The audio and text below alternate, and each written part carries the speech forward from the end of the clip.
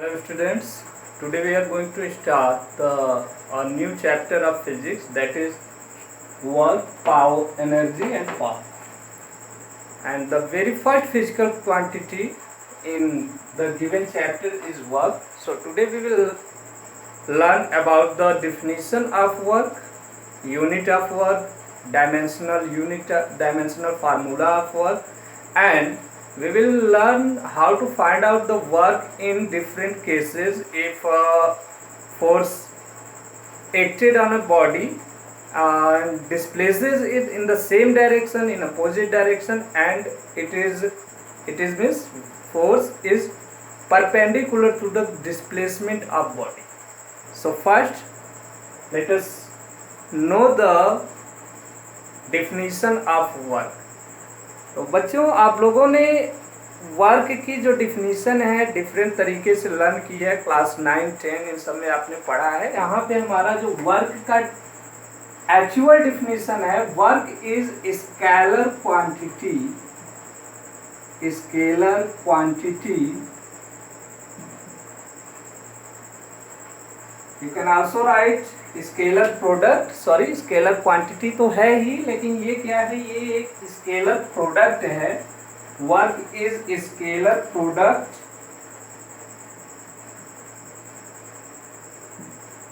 Of force F vector and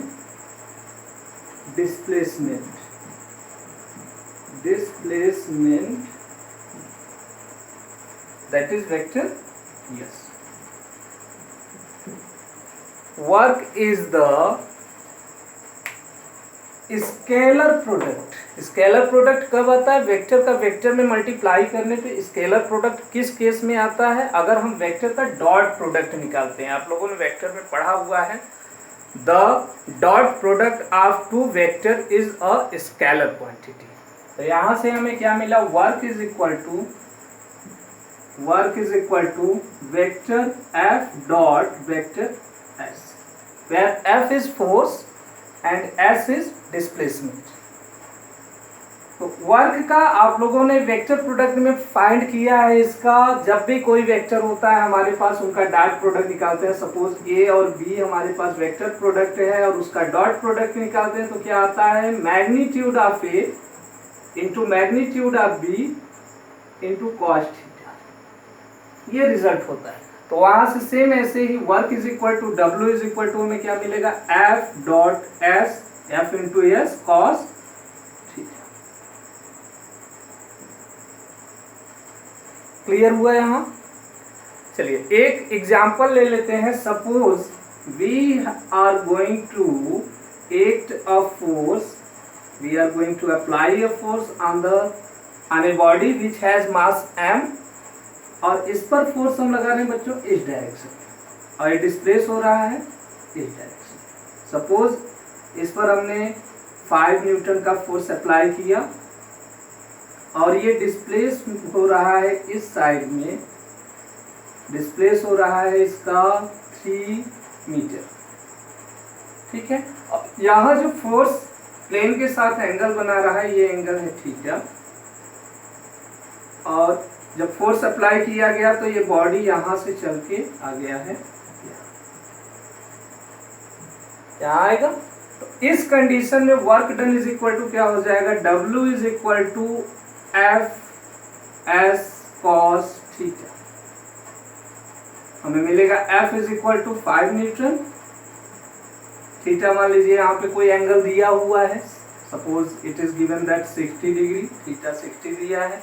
5 Newton into S कितना है? 3 metre into cos 60 degree, हमें मिलेगा 5 3 जब 15 इंटू कॉस 60 की वैल्यू होती है बच्चों 1/2, ये हो गया हमारा 7.5 जूल। क्लियर? तो किसी भी कंडीशन में वर्क डन क्या होता है? F S cos theta, where F is in the direction of displacement. F किस डायरेक्शन में लगा हुआ है? डिस्प्लेसमेंट के डायरेक्शन में। डिस्प्लेसमेंट के डायरेक्शन में एफ निकालेंगे। सपोज यहाँ पे हमारा ये एफ है ये एंगल बना रहा है थीटा और डिस्प्लेसमेंट हो रहा है एस यूनिट का। तो डिस्प्लेसमेंट के रेफरेंस में जिस साइड डिस्प्लेसमेंट हो रहा है, डिस्प्लेसमेंट इस साइड हो रहा है, इस साइड जो फोर्स का कंपोनेंट होगा, यहाँ परपेंडिकुलर ड्रा करते हैं फोर्स का कंपोनेंट निकालने के लिए। तो आप लोगों ने वेक्टर में पढ़ा होगा, इस वेक्टर का रिजल्टेंट जो r होता है, r का इस साइड के कंपोनेंट आता है r cos थीटा, यहाँ पे थीटा एंगल बनता है, और इसके परपेंडिकुलर पे आता है r sin थीटा। इस कंडीशन में f का कंपोनेंट डिस्प्लेसमेंट के डायरेक्शन में क्या हो जाएगा, f cos थीटा। यहाँ से हमें मिला W is equal to f cos theta into s। Force acted in the direction of displacement, force का डायरेक्शन सेम डिस्प्लेसमेंट के डायरेक्शन में लेंगे, तो यहाँ से हम फोर्स का कंपोनेंट निकाल लेंगे जो कि होगा F S cos theta. Work done is equal to क्या आएगा, work done is equal to F S cos theta. Clear है बच्चों? चलिए next, unit of force.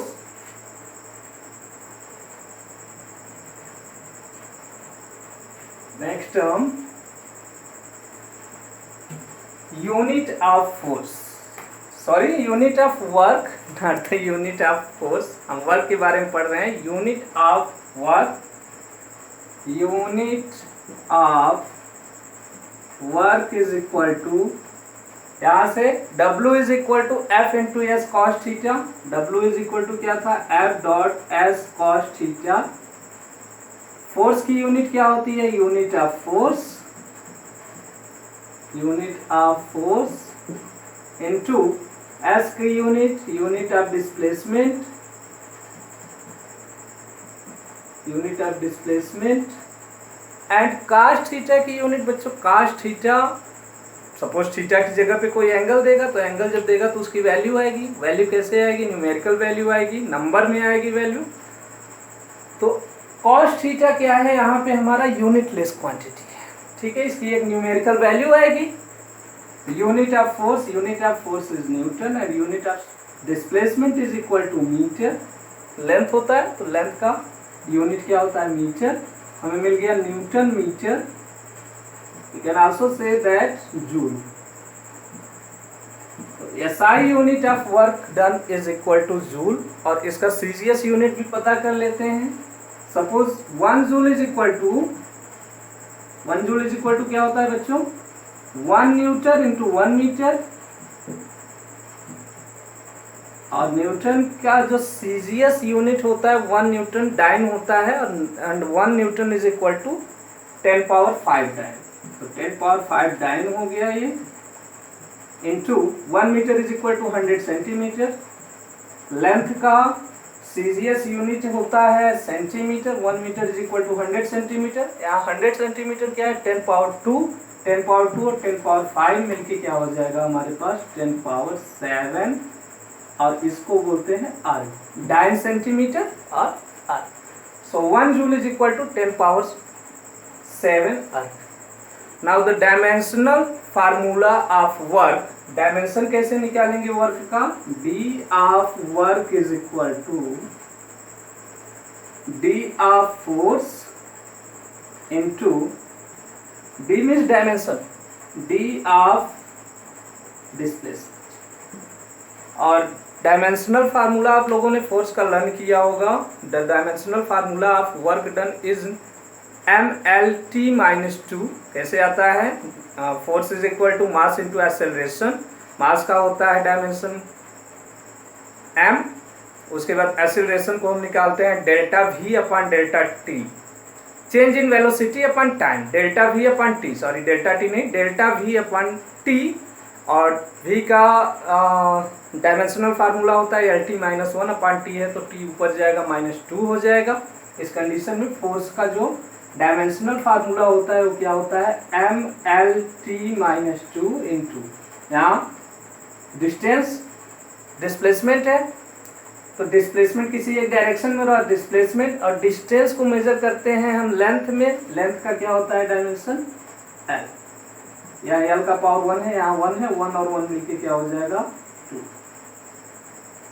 So the dimensional formula of work done is equal to mL2T minus 2. And now students, we are going to learn how to find the work done if our force acted on a body in the same direction of displacement, otherwise just opposite direction in displacement, और एक हम पढ़ेंगे just perpendicular to the direction of displacement. ठीक है? So students, first case 1, when theta is equal to 0, when theta is equal to 0 degree. Theta 0 degree कब होगा बच्चों? Theta degree 0 degree उसी केस में होगा जब फोर्स और डिस्प्लेसमेंट सेम डायरेक्शन में. सपोज ये कोई बॉडी है और इस पर फोर्स लग रहा है इस डायरेक्शन में और डिस्प्लेसमेंट भी हो रहा है सेम इसी डायरेक्शन में. बॉडी यहाँ से सपोज यहाँ तक आता है, फोर्स लग रहा है 10 न्यूटन और डिस्प्लेसमेंट कितना हो रहा है सपोज 3 मीटर का हो रहा है इस डायरेक्शन में. ठीक है, सेम डायरेक्शन है तो सेम डायरेक्शन के लिए यहाँ पे हमारे पास एफ का भी डायरेक्शन वही है, एस का भी वही डायरेक्शन है. वेक्टर का आप लोगों ने पैरेलल शिफ्टिंग पढ़ा होगा. इस वेक्टर को उठा के इसी पे रखते हैं तो हमें क्या मिलेगा एस, और इसी पर मिल जाएगा हमें फोर्स. इन दोनों लाइन के बीच में एंगल कितना है बच्चों?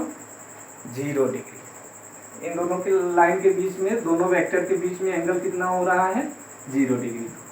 अगर थीटा इज इक्वल टू 0 हो जाता है, 0 डिग्री होता है, तो work done is equal to कितना हो जाएगा? W is equal to F into S cos theta. ये थीटा इज इक्वल टू 0 तो f into S cos 0 degree. Cos 0 degree की वैल्यू क्या होती है? 1. इतना तो आपको लर्न नहीं होगा. कॉस 0 डिग्री की वैल्यू होती है 1. ट्रिग्नोमेट्री के कुछ टर्म, कुछ वैल्यू लर्न कर लीजिए जो इम्पोर्टेंट है. तो कॉस 0 की वैल्यू होती है 1. यहाँ पे कॉस 0 इज इक्वल टू 1 करेंगे तो f इंटू एस. ये हो गया when theta is equal to 0. Next हम लेते हैं बच्चों when displacement and force are in opposite direction. Case second, when force and displacement are in opposite direction. opposite direction में मान लीजिए फोर्स लग रहा है इस साइड और डिस्प्लेसमेंट हो रहा है इस साइड. इस कंडीशन में वही पैरेलल शिफ्टिंग ऑफ वेक्टर, तो यहाँ पे एफ है, एस को उठा के यहाँ पे करेंगे. इन दोनों के बीच में एंगल कितना होगा? 180 डिग्री. तो थीटा इज इक्वल टू यहाँ पे क्या होगा? 180 डिग्री. जब फोर्स और डिस्प्लेसमेंट अपोजिट डायरेक्शन में होते हैं, theta is equal to 180 degree. Now we have W is equal to F S cos theta. वह theta is equal to 180 degree तो W इज इक्वल टू क्या हो जाएगा? F S cos 180 degree. Cos 180 degree की value बच्चों होती है -1. Cos 180 degree is equal to -1. आप लोगों को लर्न है साइन 90 डिग्री की वैल्यू. तो कॉस 180 डिग्री को हम लोग क्या लिख सकते हैं? Cos 90 plus 90. कॉस 90 प्लस 90 जाएगा सेकेंड क्वाड्रेंट में. वहाँ पे cos 90 plus theta is equal to होता है माइनस साइन थीटा. तो माइनस साइन 90 आएगा और माइनस साइन 90, साइन 90 की वैल्यू 1, माइनस है तो माइनस लगा देंगे. -1 is the value of cos 180 degree. तो यहाँ पे हमें ये -1 मिला, -1 से मल्टीप्लाई कर देंगे. W is equal to minus F. Clear है?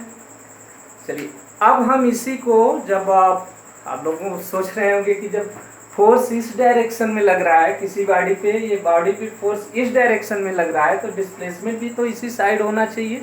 नहीं, डिस्प्लेसमेंट जरूरी नहीं है कि सेम साइड में. अगर हम इस एक्सटर्नल फोर्स का वैल्यू लेते हैं तब तो डिस्प्लेसमेंट इसी साइड में हो रहा है. लेकिन यहाँ पे सपोज ये जिस सरफेस पे है वहाँ फोर्स ऑफ फ्रिक्शन भी तो वर्क कर रहा है, तो वो भी एक फोर्स है. और फ्रिक्शन क्या करता है? अपोज करता है, इसे आगे बढ़ने से रोकता है. तो ये फ्रिक्शन इसको इस तरफ रखेगा. फोर्स हो गया इस डायरेक्शन में, डिस्प्लेसमेंट हो गया इस डायरेक्शन में. अब हम एक एग्जाम्पल लेंगे और आपको यहाँ से ये वाला टर्म क्लियर हो जाएगा। सपोज बच्चों आपके पास एक ब्लॉक है जिसका मास है 10 kg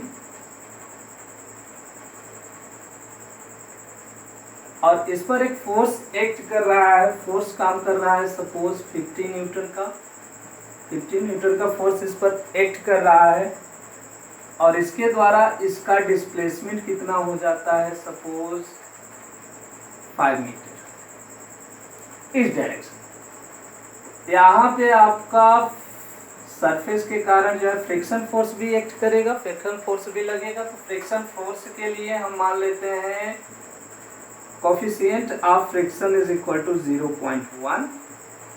ठीक है, फ्रिक्शनल फोर्स लगेगा। क्वेश्चन है बच्चों, ये जो हमारा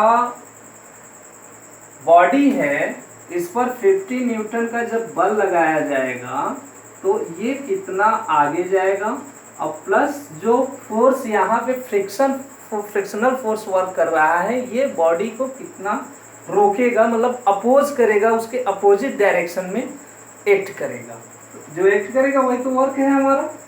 ठीक है, इसमें हमें फाइंड करना है, find the work done, find the work done and bye external force. External force कौन सा है? ये जो बाहर की तरफ लग रहा है, external force F and force of friction.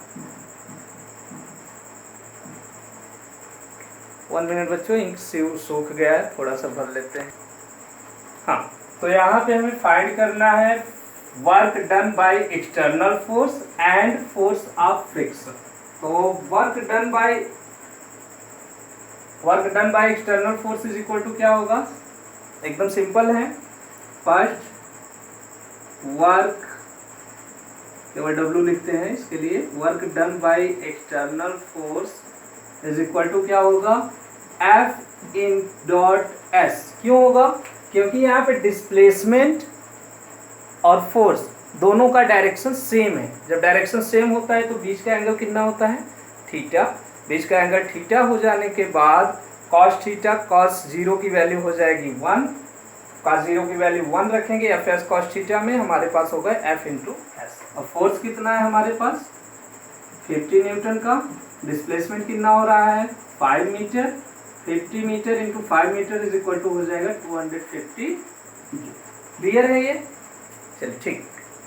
Next one we have to find the work done by the force of friction. Friction इस पर कितना, फ्रिक्शन के कारण कितना वर्क हो रहा है ये निकालेंगे। तो फ्रिक्शन को निकालने के लिए फ्रिक्शनल फोर्स का फार्मूला हमारे पास होता है,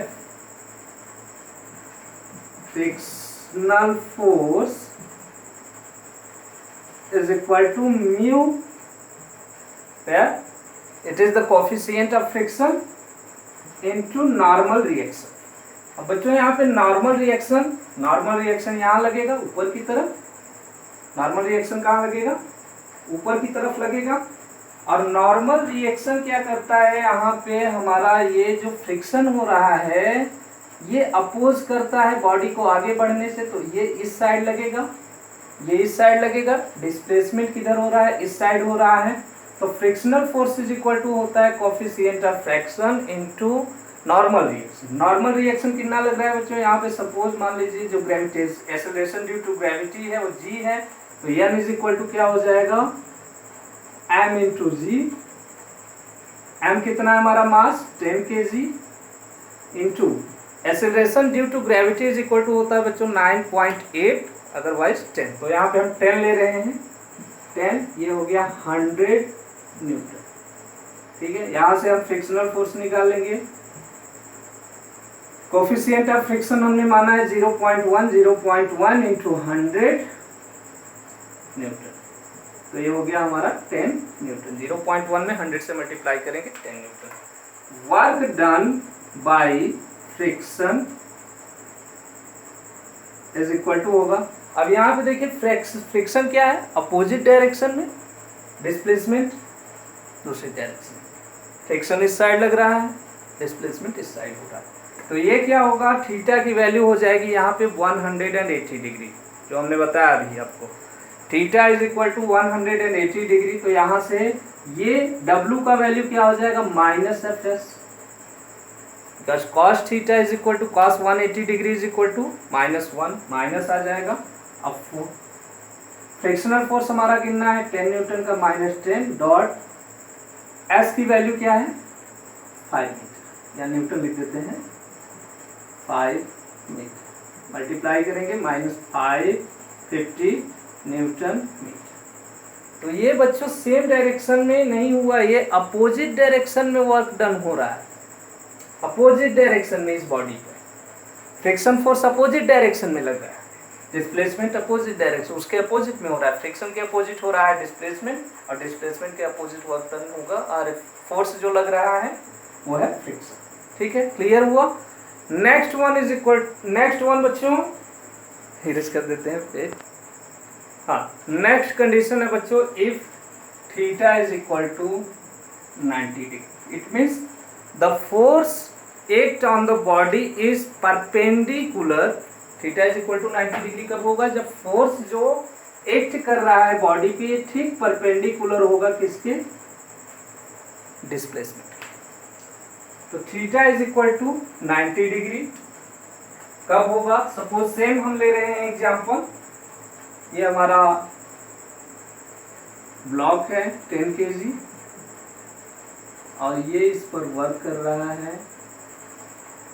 यहाँ पे फोर्स अप्लाई हुआ है, एक external force F is equal to 50 newton का, डिस्प्लेसमेंट इसका सपोज हो रहा है, यहाँ आ जा रहा है, ये बॉडी 10 kg का बॉडी यहाँ आ जा रहा है, ये डिस्प्लेसमेंट दिखा रहा है, इस डायरेक्शन में हो रहा है, ये कितना हो रहा है 5 मीटर का।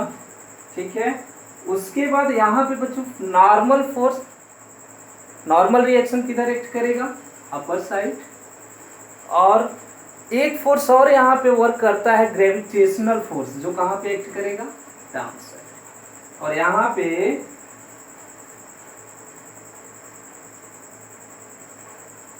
ग्रेविटेशनल फोर्स कितना हो जाएगा, ग्रेविटेशनल फोर्स हम फाइंड करते हैं m/g के भी फार्मूले से। तो ग्रेविटेशनल फोर्स हो जाएगा हमारे पास यहाँ इज इक्वल टू mg, यानी कि 10 इंटू जी का वैल्यू रख दे रहे हैं 10, यानी कि 100 न्यूटन। ठीक है, और इस फोर्स, ये वाला फोर्स इसके ठीक परपेंडिकुलर है। देखिए यहाँ पे 90 डिग्री का एंगल बना रहा है, तो थीटा इज इक्वल टू हमें क्या मिलेगा, 90 डिग्री। ये परपेंडिकुलर है, डायरेक्टली परपेंडिकुलर है किसके, डिस्प्लेसमेंट के डायरेक्शन। तो यहाँ से हमें क्या मिलेगा, work is equal to F S cos theta, where cos theta is equal to 90 degree, हो जाएगा हमारा F S cos 90 degree. Cos 90 degree की वैल्यू होती है बच्चों 0, तो ये 0 हो जाने से पूरा 0 हो जाएगा, वर्क डन क्या हो जाएगा हमारा 0। अब हम कुछ एग्जाम्पल्स ले रहे हैं कुछ क्वेश्चंस के, और उसकी मदद से हम ये फोर्स के जो केसेस हैं, special cases, theta is equal to 0 degree, 180 degree और 90 डिग्री, उसको हम समझेंगे।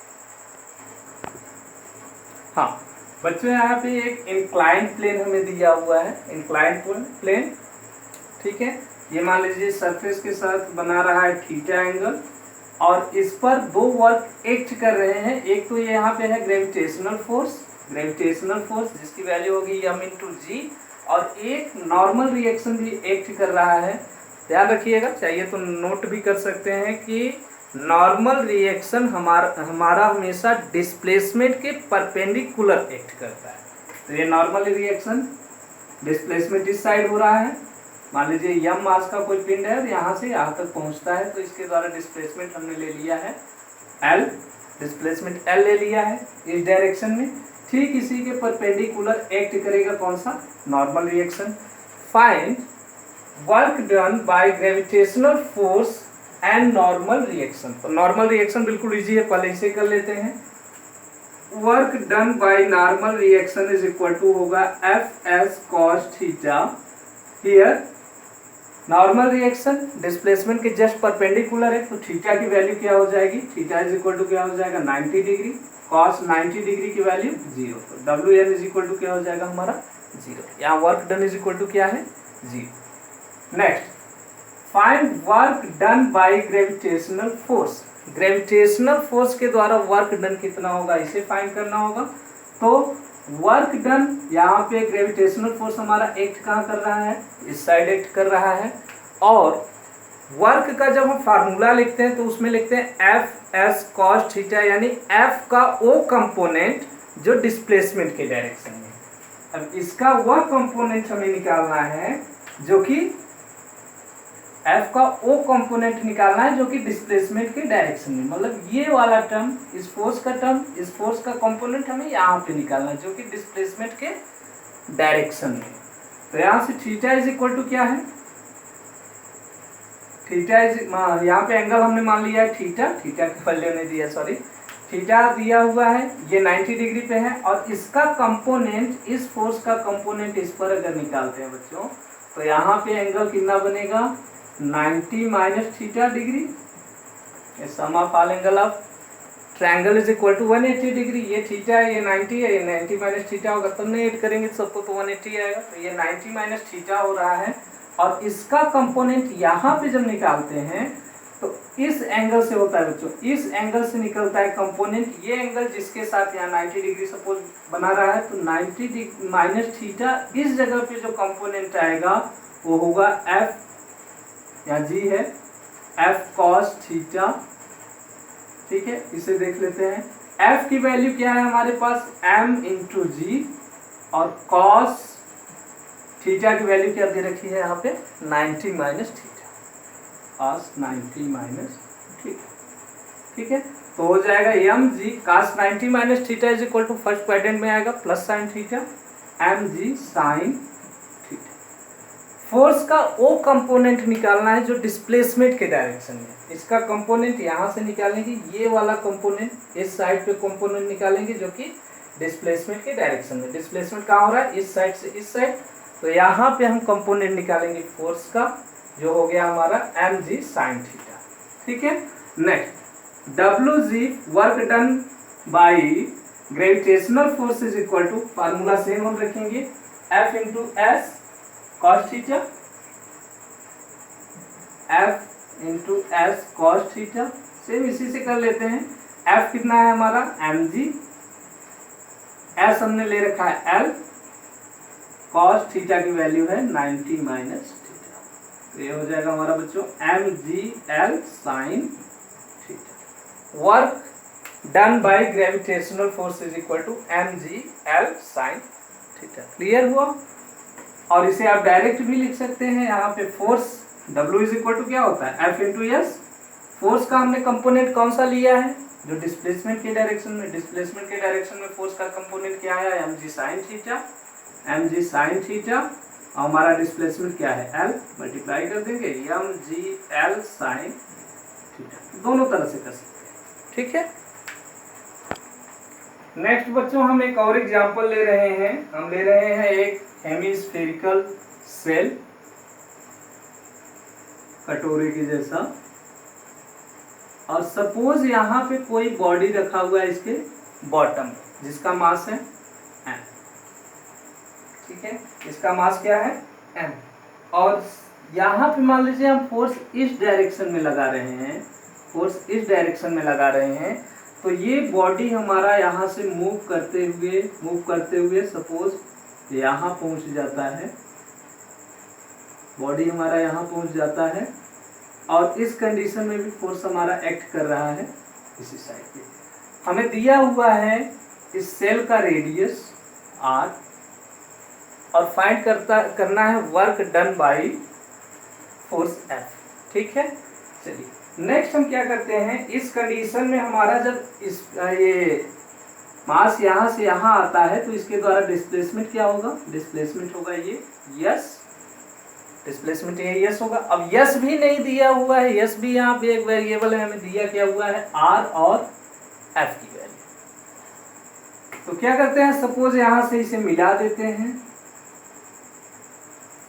यहाँ से यहाँ मिला देते हैं तो ये भी कितना हो जाएगा r, ready of same circle, या फिर हेमिस्फीयर है तो ready of same hemisphere, r ले लेते हैं। उसके बाद हमें फोर्स का कौन सा कंपोनेंट निकालना है, जो कि डिस्प्लेसमेंट के डायरेक्शन में। अब यहाँ पे डिस्प्लेसमेंट तो हमें पता नहीं है, इस डायरेक्शन में जा रहा है, तो हम वर्क डन एक और तरीके से कर सकते हैं बच्चों। F इज इक्वल टू क्या होता है, sorry W is equal to क्या होता है, एफ एस कॉस थीटा। तो इसे हम ऐसे भी तो लिख सकते हैं, S cos theta into F. यानी कि यहाँ पे हम पता करेंगे डिस्प्लेसमेंट का वो कंपोनेंट जो कि फोर्स के डायरेक्शन में। तो डिस्प्लेसमेंट यहाँ ये हो रहा है, यहाँ से सपोज इसका वो कंपोनेंट निकालेंगे जो फोर्स के डायरेक्शन में। मतलब अगर हमें ये वैल्यू पता चल जाए, एस का वो कंपोनेंट जो फोर्स के डायरेक्शन में है, अगर ये वैल्यू हमें पता चल जाए तो यहाँ पे हम वर्क डन निकाल सकते हैं आराम से। ठीक, तो देख लेते हैं। सपोज यहाँ पे एंगल बना रहा है थीटा, तो ये आर इसके साथ कितना एंगल बनाएगा, थीटा बना रहा है। तो ये जो हमारा आर का कंपोनेंट होगा, ये आर का कंपोनेंट यहाँ थीटा और परपेंडिकुलर के डायरेक्शन में ये होगा यहाँ से बच्चों यहाँ तक, केवल यहाँ से यहाँ तक यही आ रहा है ना इस ट्रायंगल में, आर कॉस थीटा। और यहाँ से यहाँ तक ये कंपोनेंट आर का कितना आ रहा है, आर साइन थीटा। ये वही है डिस्प्लेसमेंट, कंपोनेंट ऑफ डिस्प्लेसमेंट। इसका कंपोनेंट ये भी तो होगा, मान लीजिए यहाँ परपेंडिकुलर बन रहा है, इसका वही कंपोनेंट सेम यही आएगा। किस डायरेक्शन में आएगा, फोर्स के डायरेक्शन। क्लियर हुआ। तो यहाँ से हमें क्या मिलेगा, work done is equal to displacement का वो कंपोनेंट जो फोर्स के डायरेक्शन में है, जो है हमारे पास r sine theta into F. तो हमें मिल जाएगा W is equal to F r sine theta. Clear हुआ। ठीक, तो यहां से हम वर्क डन निकाल सकते हैं। नेक्स्ट बच्चों, सपोज हमको एक पुली दिया हुआ है, ये एक पुली है जिसको यहाँ से लटका देते हैं, यहाँ से लटका दिया गया है, ठीक है। और इस पर दो ऑब्जेक्ट, जिसमें एक का मास है 1 kg और एक दूसरा फोर्स जिसका मास है 2 kg, ठीक है। इस पर लगने वाले जो फोर्स हैं, इस पर दो फोर्स एक्ट कर रहे हैं। एक तो है ग्रेविटेशनल फोर्स और दूसरा है, इसमें टेंशन भी है। तो ये टेंशन अपर साइड लग रहा है यहाँ पे T, यहाँ पर भी लग रहा है टेंशन T, और इसके द्वारा ग्रेविटेशनल फोर्स यहाँ पे लग रहा है mg होता है। तो ये हमारे पास 2 kg दिया हुआ है, 2g लिख दे रहे हैं। तो यार g is acceleration due to gravity, और यहाँ पर भी एक फोर्स एक्ट कर रहा है, ग्रेविटेशनल फोर्स, जो कि हमारा 1 kg इसका mass, g stand for acceleration due to gravity. We have to, it is given that we have to find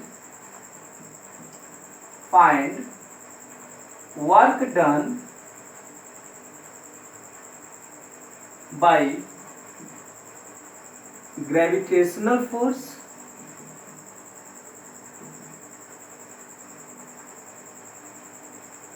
and tension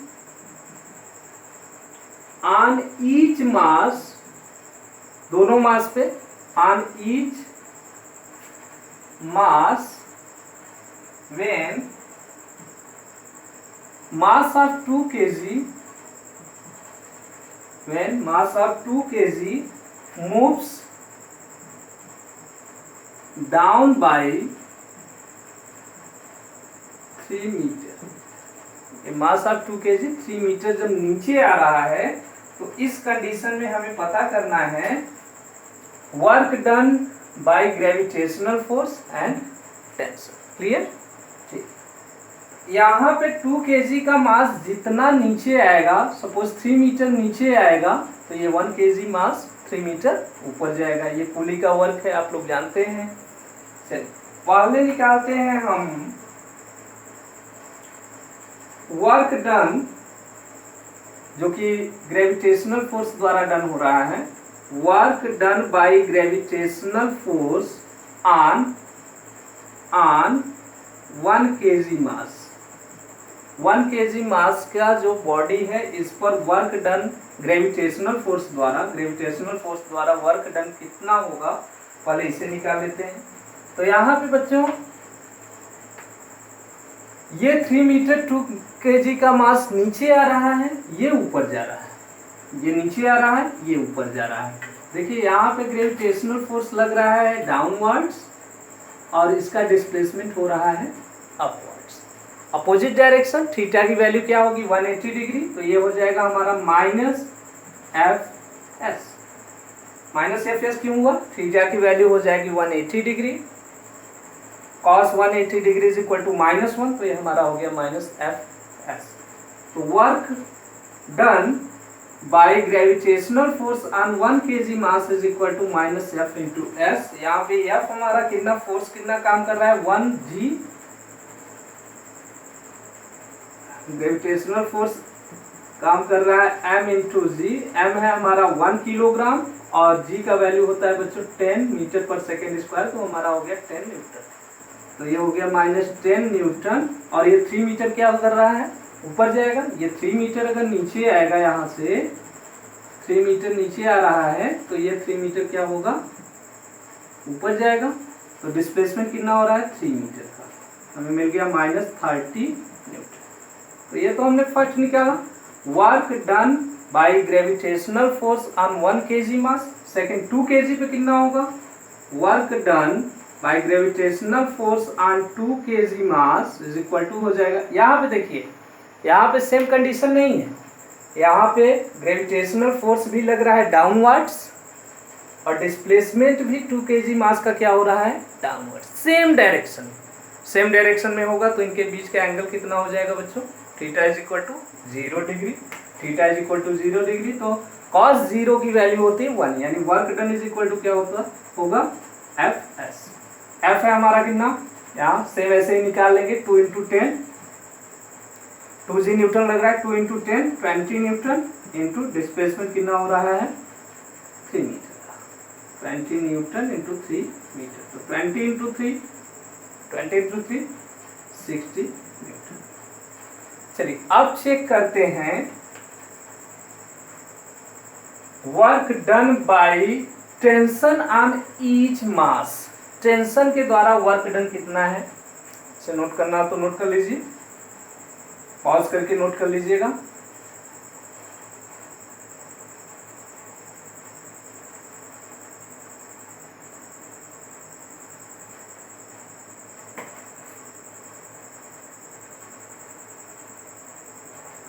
कर लिया, ठीक। देखिए बच्चों, फॉर 2 kg मास टेंशन क्या है, अपवर्ड है, मास नीचे आ रहा है। तो इक्वेशन बना लेते हैं, t माइनस टू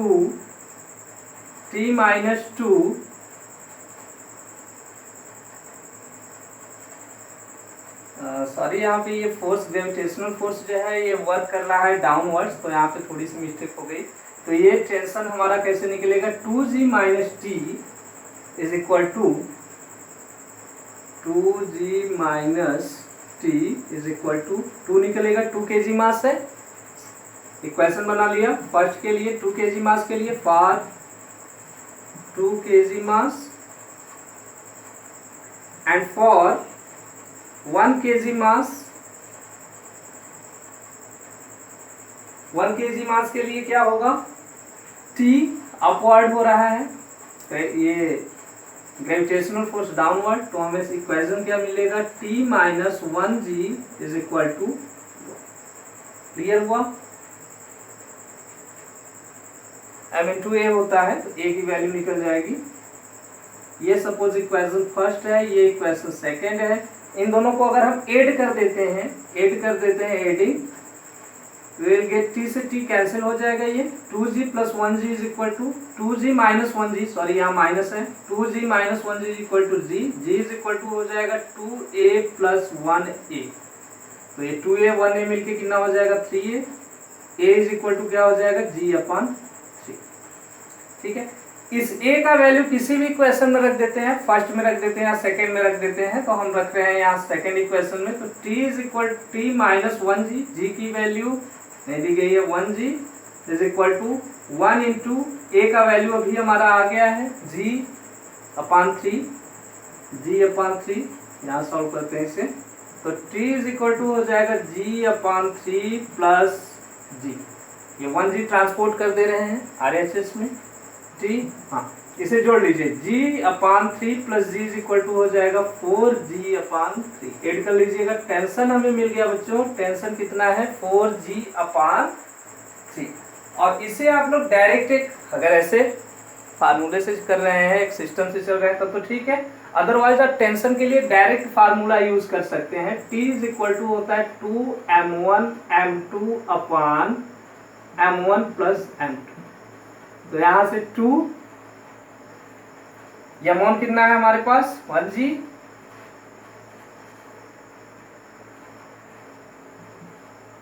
ये इंटू जी होता है, m1 कितना है हमारे पास 1 किलोग्राम, m2 कितना है 2 kilogram into 2 upon 1 plus 2 g, ये हो जाएगा हमारा बच्चों 2 1 जा 2 2 जा 4 अपॉन 2 प्लस 1 यानी कि 3, 4 अपॉन 3 g, तो लगा किसी भी तरीके से रहे हैं आपका रिजल्ट सेम आएगा। अब निकालना है हमें बच्चों work done by tension, tension हमें मिल गया, work done by tension on each masses, first mass पर भी और सेकेंड मास पर भी, पहले फर्स्ट पे निकालते हैं, टी की वैल्यू याद रखिएगा 4/3g, चलिए work done by tension on 1 kg mass, 1 kg मास पे कितना होगा, 1 kg पे टेंशन अपवर्ड, और ये डिस्प्लेस किधर हो रहा है अपवर्ड, भाई ये 2 मीटर नीचे आ रहा है तो ये 3 मीटर नीचे आ रहा है, ये 3 मीटर ऊपर जाएगा, ठीक है 3 मीटर ये नीचे आ रहा है, ये 3 मीटर ऊपर जाएगा, इस कंडीशन में work done on 1 kg mass is equal to हो जाएगा Fs, क्यों होगा, सेम डायरेक्शन में हो रहा है, टेंशन ऊपर लग रहा है, और ये बॉडी भी हमारा डिस्प्लेस कहाँ हो रहा है अपर साइड हो रहा है, अपवर्ड हो रहा है, theta is equal to 0 cos theta यानी cos 0 is equal to 1, work done is equal to Fs, तो हमें मिलेगा F हमारा टेंशन कितना है 4/3g इंटू डिस्प्लेस कितना कर रहा है 3 मीटर इंटू 3 से 3 कैंसिल हो गया, हमारा आया 4g, g का वैल्यू क्या होता है 10, 4 इंटू 10 रिजल्ट आया 40 जूल, क्लियर हुआ।